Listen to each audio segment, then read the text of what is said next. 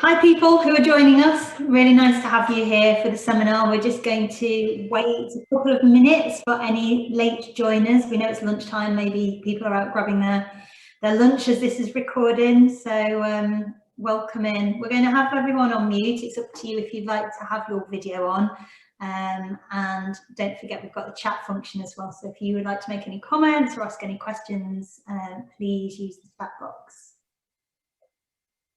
So I'm Kelly Herrick and I'm a Strategy and Development Director at Katapult, and we've got Robbie Jones with us as well, and we're going to be running the webinar today. And our webinar is how to unleash the power of narrative in your attraction.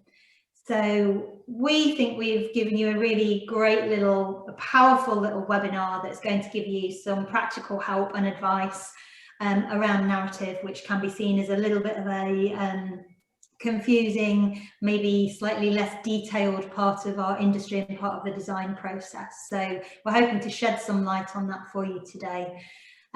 We are in the last day of lockdown as we're recording this webinar, hence why Robbie and I are both on the webinar from home. We'd normally be in the Katapult studio, which is a lovely studio that we have in the heart of England in Derbyshire, and we work internationally with people in leisure and attractions industry from that base. So in this seminar, we're going to really take you through what narrative means and what it is, and try and be really defined about that, whereas perhaps we haven't as an industry been as defined about that as we could be. We're going to take you through how and why to build a narrative vision, and then we're going to take you through our own process, which is the 5 chapters of narrative, which is where the practical hints and tips really kick in.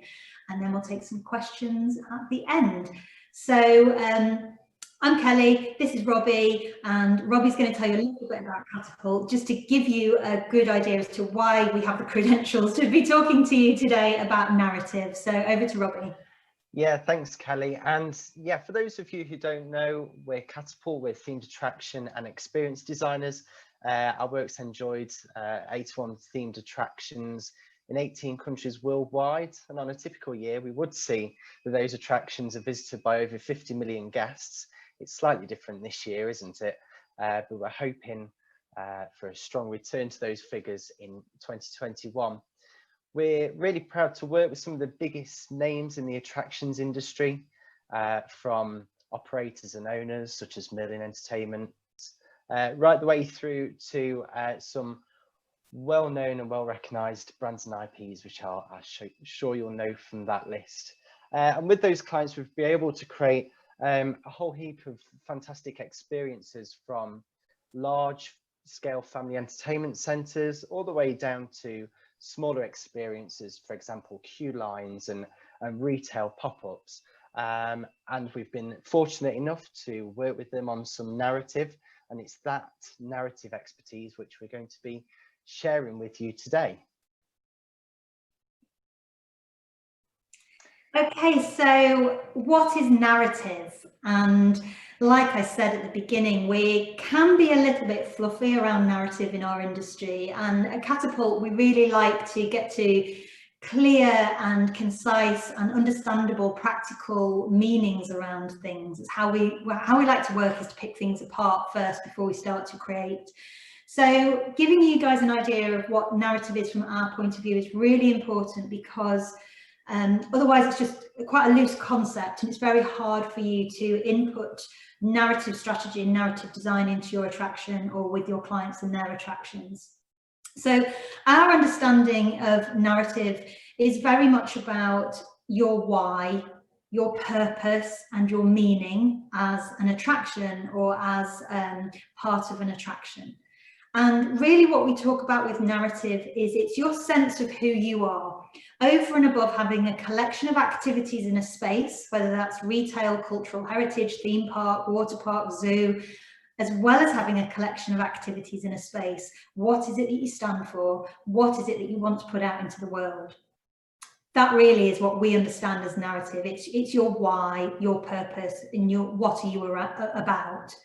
And the value of that is that it really creates a unique way of being able to position yourself in an overcrowded market. Robbie's just going to play some Galaxy's Edge for us, because there are some great standout examples of big attractions using narratives, such as the Disney team here with Galaxy's Edge, tapping into an IP that already exists and creating new narrative around the new planet of Batuu, and new attractions such as Rise of the Resistance. But then we also know that you can create narrative based on real people and history and heritage, such as Coup de Fou team, or earlier this year I was along at the Van Gogh immersive experience and taking the whole narrative around Van Gogh as an artist and his artwork. So you can see people using narrative to really create standout attraction, and they do this because it's a way to be chosen. And this year, with the challenges of 2020, and we expect this trend to continue, people are being more critical about where to put their feet, where to put their dollars and their pounds. And it's really important that using a narrative to align to your target market, to your guests, who they want to be, what they want to experience, and what you stand for, and your why, your purpose of your narrative. Bringing those two things together gives you a really great opportunity to be chosen, and that's what all attractions are after. So for us, narrative is your why, and it's how you connect with your guests and with your target market and separate yourself from everyone else in the marketplace. So Robbie's just going to take us through the importance of narrative vision and creating a narrative vision. Yeah, and with narrative vision, something to bear in mind is that it isn't just a tool to make sure that that guest experience is exciting and immersive for the guest alone. We've found that a narrative vision can work wonders throughout the whole process of creating an attraction.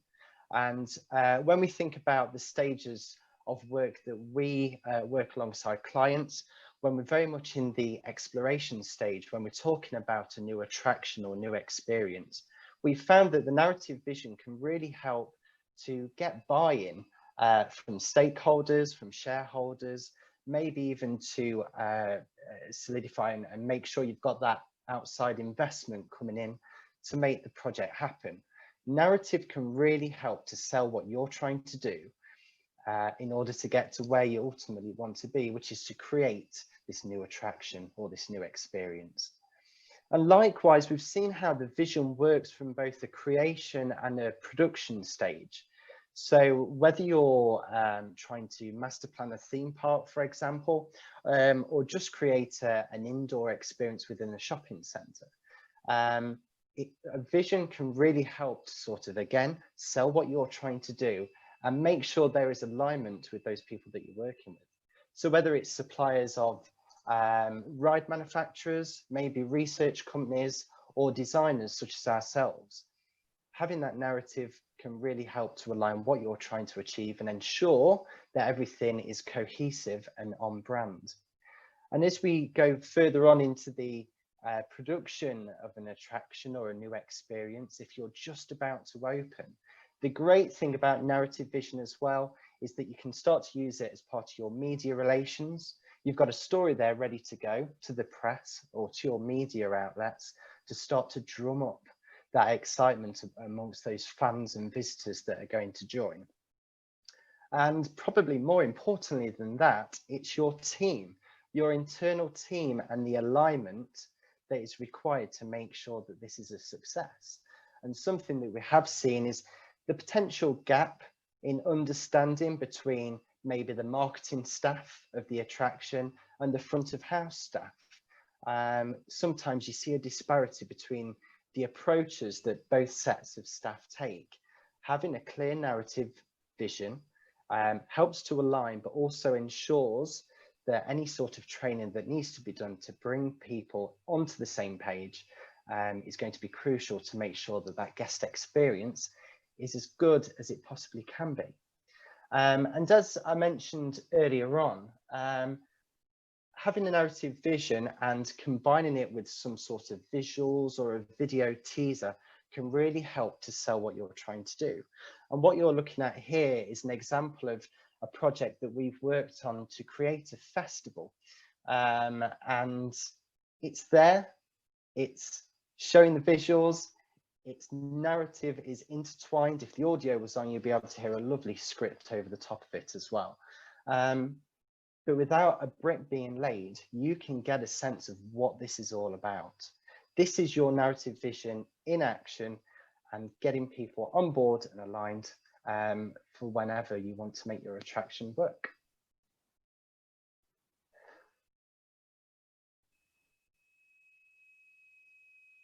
It's really important, before we step into the 5 chapters of narrative, to explain the difference between narrative and storytelling. Now, we talk a lot in our industry, don't we, about narrative-led design and storytelling and narrative itself. And again, we're trying to be really clear here with you so you guys can go away and implement some of these ideas yourselves. And the difference between narrative being your purpose and your why, and as Robbie has shown, kind of your master vision and what you're taking out to the world. Why does this attraction exist, or why does this current attraction want to develop itself into something that is this? That is narrative.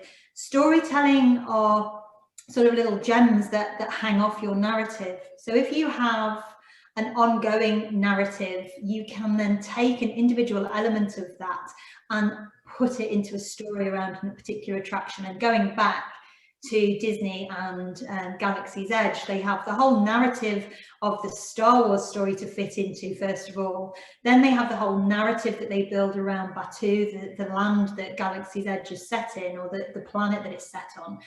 But then they also have the individual storylines which can be developed for things like Rise of the Resistance, the ride, or the F&B outlet, or the live production.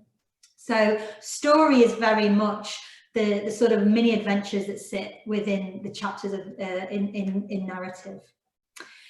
So we've developed at Katapult our 5 chapters of narrative, and as promised at the beginning, this is where some of the practical help comes, and I think Robbie's going to mention download and some stuff that you can get after this. So we've put it into this linear process because great creative really does start with understanding this and understanding narrative, and unless we start to break it down, it just becomes a great collection of ideas that may not kind of hang together over a long period.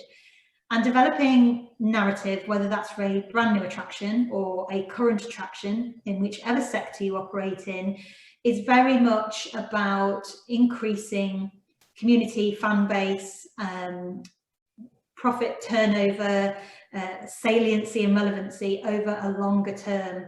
It gives you immediate uplift because it gives you immediate relevance to your target market, but it's all about taking something much longer term than necessarily what's trending or fashionable on Netflix or in popular media. Let's put that in this season. That can be a story, but the narrative is something that takes us much broader and much longer than that. So narrative is really about being in things for the longer term, and like we said, not just a collection of activities in a space. So let me take you through this, and again, if you've got any questions as we go through, pop it in the chat. I know we've had a couple of questions already which we're going to cover at the end, but we want to give you time for Q&A as well. So number 1 is structure. And when we talk about structure, we're talking about guest experience and guest flow mapped across to your commercial business operational structure. And we want you to be able to match the structure of your narrative to the structure of how you're going to operate as an attraction. So this is really important for things like, is it going to be a linear or non-linear experience? So a great example of a linear experience is an escape room. There's a clear, firm beginning, middle and end. It's timed. There's an actual end point. There's a resolution. You finish, you go on. If you want to experience that again, you have to go into a different narrative escape room. And a non-linear experience is something that we would, something like an FEC, where you would turn up and you would open free play on whatever you chose to play. So we first of all look at linear versus non-linear. And we try and work out, okay, how does your attraction want to operate in terms of its ticketing, in terms of its timeline? Is it actor-led? Are people needing to go to activities in sequence, or is it all just kind of open? And this is really important because the structure of your narrative has to has to allow your attraction to flourish and has to allow your business to flourish. If you or we developed a narrative concept with you that was totally at odds with how your operational team worked front of house or back of house, then, you know, it would come unraveled pretty quickly. So we always start off with structure, and quite coincidentally, the way you draw up narrative, the way that you write narrative, the way that you develop a narrative concept is kind of like an operational structure. So it's the part where practical and operational side really matches up with creative and conceptual side. So it may sound a little bit yeah, a little bit strict and a little bit sort of limiting and rule oriented structure, but it's not. It's where it totally frees up you to be who you want to be as an attraction and operate how you want to operate. Our second chapter is all about theme, and theme is often where people get stuck and think that theme is what narrative is all about. And we see this sometimes, particularly in the past, where amusement parks have gone from being an amusement park, which is a collection of rides and activities, to being a theme park, which is a collection of rides and activities with certain graphics and signs and sounds. And now we're kind of seeing theme parks in the old sense of the word being replaced with theme parks with capital T and P, if you know what I mean. And they're the people who are really getting the concept of creating a whole narrative and a whole immersive experience that has themes within it. And themes are really important for us because they are, what is this attraction for? Why here? Why now? Why is this interesting to me? What's the hook? What's that little taste that it's going to get me excited? And this goes back to having a narrative that aligns with your guests and your target market. And this is an example of a dark ride that we've been working on with a manufacturer. And it's all about taking the technology or the attraction or the ride or the exhibit, if it was cultural and heritage, and making it more than just the individual item. So it's a vase from ancient Egypt. What theme does that sit within? Is it a theme around the power of the pharaohs or biblical times? You know, that suddenly elevates any exhibit or piece of tech up into an actual story and a narrative. So theme is super, super important. And theme is where your narrative starts to have a physical property and manifests itself in a way that your audience get it. So that's why it's important. The third part is world and characters, and this is where things start to become real. So this is where we start to build the world, and there are rules of engagement, right? So if you have a world that you build underwater, such as SpongeBob, if you guys are up to date with your SpongeBob, I don't know. Character, because she's a mammal, she wears a helmet because she can't breathe underwater. You know, there's an element of willing suspension of disbelief because we all are happy to believe that a sponge can talk under the ocean, but she has to wear a helmet. So we blend the whole rules of the world and world creation and theming of the world with the characters. And character could mean actual character and IP, either licensed IP or your own in-house IP, but it can also mean the sense of agency that you give to a guest. And guests love a sense of agency, a bit like with the park Evermore. They love to be part of the story. They love to have, even if it's just pressing a button or a bit of audience participation, they really love to involve that. And that is where we kind of have outputs such as theme books and character plot lists and world rules and all that kind of stuff. So this is where it becomes real, and this is where it becomes visible. Our fourth chapter, and I'm just going to turn on my socket because I have my laptop plugged in, but I don't actually have it on at the wall, so I don't want to lose you. The fourth chapter is plot. Oh, there was a plot twist. I was just about to get on the webinar. So plot is really important. It's rising and falling action. So plot is really, if your theme is why and your world and characters are where and who, then your plot is what happens and how does it unfold. And it's really important that we work with our clients on rising and falling action, because having guests in a state of high drama intensity all the time is absolutely exhausting. And it really is about understanding your audience, from the thrill seeker to the family, from the high elevation moments, maybe at the end of a theme park day or the beginning of arrival, to the calmer moments where you're eating or you're just chilling out. And we work really closely with people on creating a sense of rhythm. So this is an example of a queue line that we did for a Viking ride at Tato Park in Ireland, all based around Vikings and Odin. And there are parts of the queue line that are really exciting and people can't wait to get to them, like the mist projection of Odin as he speaks to you, the walk through the water, the mist of the water. And then there are other parts which are quite simple, which is maybe banging a drum or reading a really incredible graphic of an ancient poem. And that's just to give people a chance to see the rising and falling action of the plot and to experience drama and to experience calm. And that's really important. You do not want to wear your guests out. You want them to have the energy to come into the F&B and the merch at the end of the day and spend a little bit more with you. That's the whole point. And also to enjoy it and go home feeling spent and excited and relaxed rather than kind of frazzled and at the end of their tether. So that's plot, that's number 4. And then number 5 is really the what and the when, and this is action.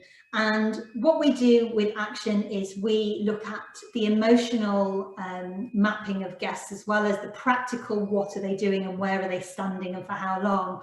We look also at the emotions that they're feeling and what actions do we want them to take at what point. And that might be here with our Legoland Discovery Centre play kits, the event kits, could be interacting with the exhibit or with the activities directly. It could be joining in with the performance, shouting out. It could be leaving a review, tapping a smiley face on the loos as you come out because they're lovely and clean. There's all types of action through to buying an annual pass, buying a comeback visit. And we also look at first and last impressions, because we know psychologically that at different points in time, different experiences will prompt different actions of guests. So that's where we overlay on the narrative, what actions do we want guests to take? And that's the 5 chapters. So we have structure, theme, world and characters, plot, and action. Fantastic, thank you, Kelly. And like Kelly said earlier on, the 5 chapters of narrative is going to be available as a download, which will be sent to you this week. So feel free to use it as you've learned, hopefully. Fantastic. So we've had some questions come through already from people, so thank you for that. If anybody else does want to pop a question in the chat box, feel free and we will discuss it in as much candor as possible. But for first, Kelly, we'll come to these 2 questions that have come in before the webinar. The first one is this. How can we make narrative for an existing attraction with a predefined story already? So that sounds like an attraction that has maybe already intertwined some sort of story or narrative into their attraction and maybe looking to reevaluate that potentially. Yeah, it's a good question, because obviously there's quite a lot of new developments in the leisure attractions and themed world, but there's also a huge amount of really wonderful attractions and destinations out there. So I think first of all, it's about curating and editing, isn't it? What you currently have and understanding how relevant that is to who you are as a business and as an attraction, your purpose, your narrative, and making any adjustments to that and understanding your guest motivations and trying to match the 2 things together, which is where we started when we talked about narrative. So first of all, it's understanding what you're currently putting out and then taking that alongside what your guests are looking for in the market and really trying to align the 2 in a really beautifully authentic way, because people will see through unauthenticity, not authenticness, whatever the word is. Please put in the chat if you know the word I'm trying to use. So I think it really is important to edit, curate what you currently have, and then think about the longevity of where you want to go as an attraction and as an operational business, and start to bring some of those stories to life. In authenticity, thank you, Matt. And also, I think there are ways that you can start to cherry pick and lift narrative and enhance that, particularly with seasonality. So pop-ups and seasonal events are a great way to start layering in stories that relate to your narrative and new directions and taking things on a step further. And what's great about those is that they are less expensive and less resource heavy than recreating your whole park or a whole world or a whole area in your attraction or a whole gallery. But they also give you that real world feedback. So, you know, relatively inexpensively and relatively easily, you can see if taking a family park at Halloween a step scarier is turning people off or not. And you start to be able to then really curate it based on what the guest feedback is, which is, you know, is precious. Absolutely. And to sort of ride on the back of that answer, both of us, you and I, Kelly, we've been to attractions where we've done guest experience audits of existing attractions, and it's quite clear to see that there's always been a theme that an attraction has tried to achieve, but they've tried to achieve it over a 10-15 year period, to the point where there's different iterations of the brand, there's different iterations of even the theme and the storyline. So I guess for any existing attraction that is trying to make narrative work from this point on, potentially it's a chance to reevaluate what they've got, sort of start to curate the best bits of what they've done before in the past, and then maybe move ahead with all the good bits that have been achieved throughout the years, and sort of bring everything together. Cohesion is one of the things we mentioned earlier on to do with narrative vision. So yeah, hopefully that answers that question. The second one, Kelly, that we've had before the webinar, how do we know that the narrative we want to create will work and be popular without visitors and audiences? Yes, that's the pot of gold that we all want to get to. But I think going through a process like this, whether you choose to work with a team like us at Katapult or do this in-house, is you really must start off with your own purpose and narrative. And that might be work that you've already done in a more business or corporate sense on your own sort of business or company brand values or mission or vision, if you like, but then take that into your narrative. And I think, like we just said, making that really authentic and aligned all the way through your attraction, from you know, top to bottom, front of house to back of house, every department, every team, is vital, first of all, because anything that's not authentic is spotted straight away, and people are really turned off by that. So making it real, making it yours and unique to you is a first step. I think totally understanding your target audience and your guest experience. So like when we come and do a guest audit, or through the eyes of the guest research, you know, you may have been in your attraction a million times, but you have never experienced it as a guest, I can assure you.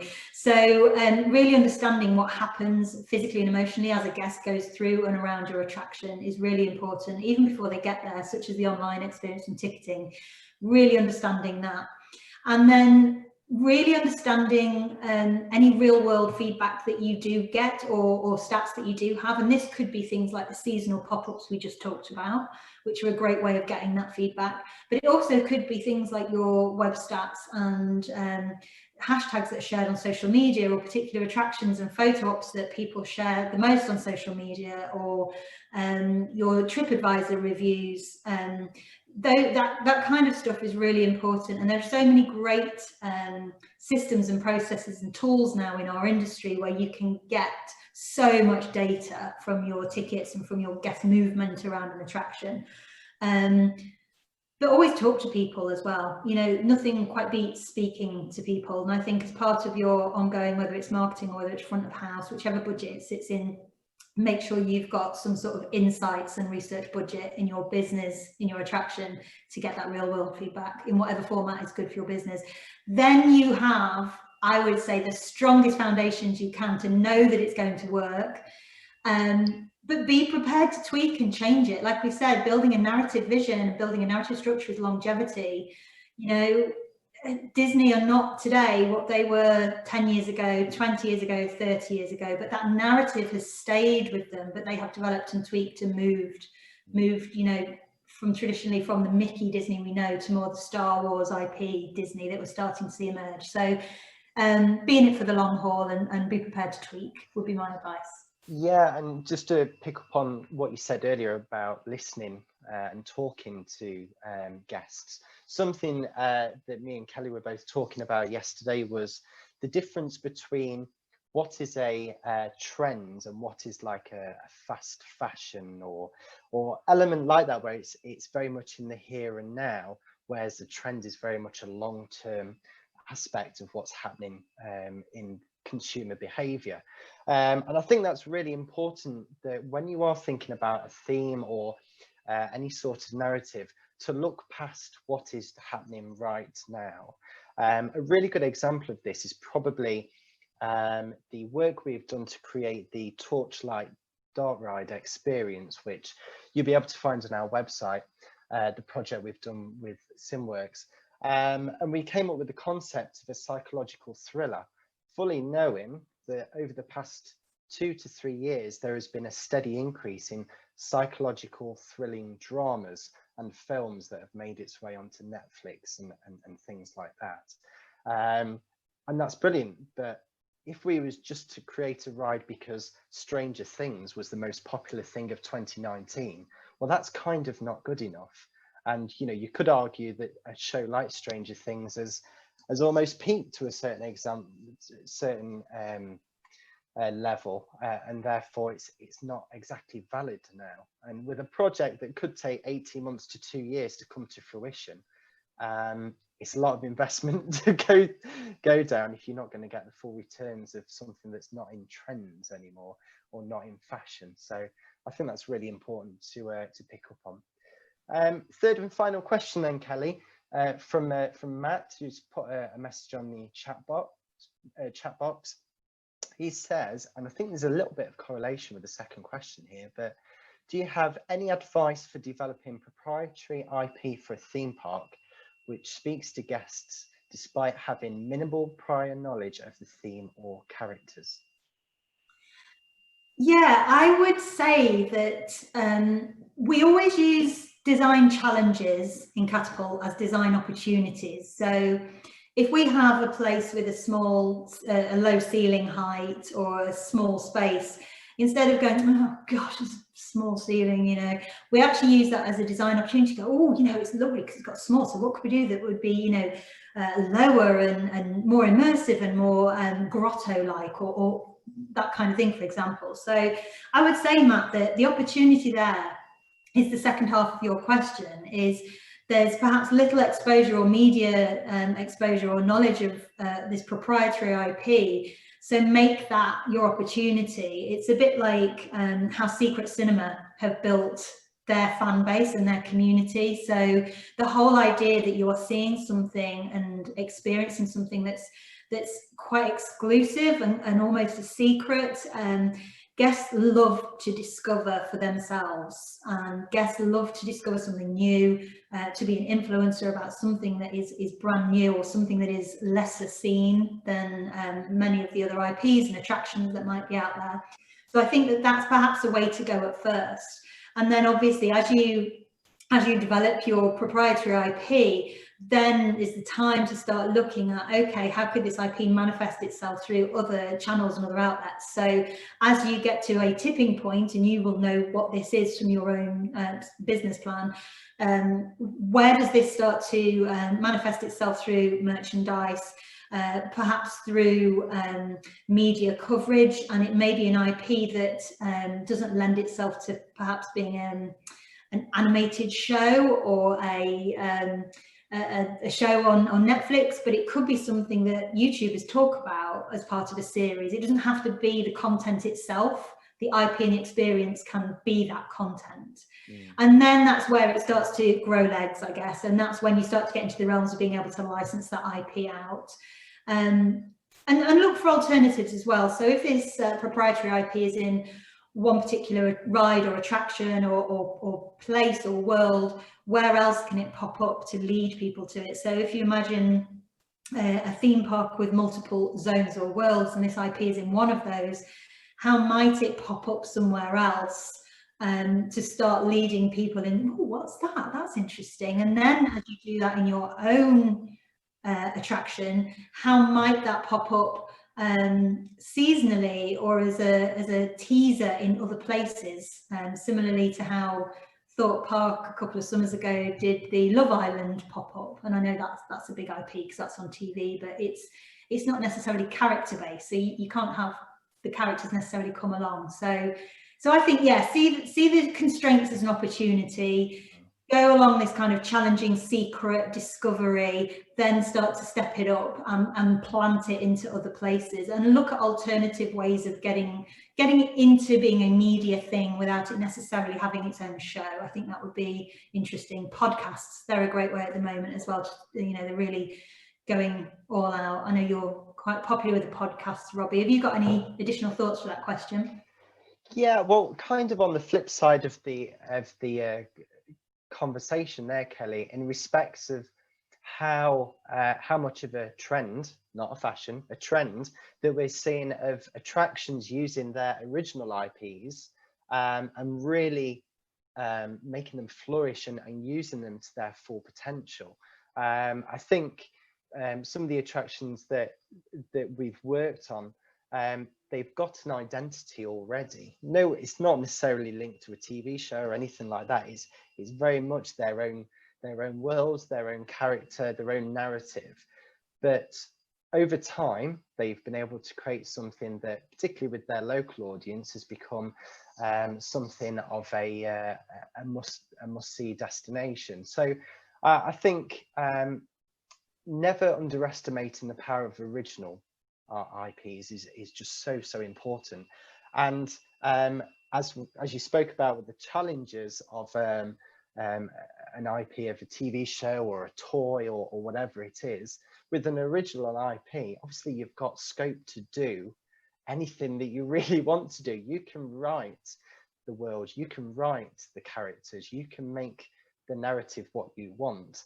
I guess the challenge then is, without limitations, it's quite hard to narrow down exactly what that world is. But there's pros and cons, I guess, with both sets of IPs. But knowing that any IP can help to enhance an attraction is obviously a really, really good thing. Fantastic. I think that's all the questions we've got, Kelly, which is fantastic. So thank you for everyone who sent them across. Hopefully those question answers and the webinar has helped to empower you a little bit to maybe think about narrative in a different way, maybe thinking about narrative for the first time. And like we said, we're going to send across the 5 chapters of narrative so you can take on from this webinar and hopefully learn a little bit more and integrate it into your next project. We also understand that there's quite a lot of information we've given you over a 30-minute spell. So if you want to talk to us on a one-to-one basis, we're open for 30-minute virtual calls. So there's our email address. Drop us a message. We're more than happy to talk. And for now, thank you for joining us. Thank you, Kelly. And hopefully we'll speak to you all soon. Thank you, everyone. Been great to chat. Bye.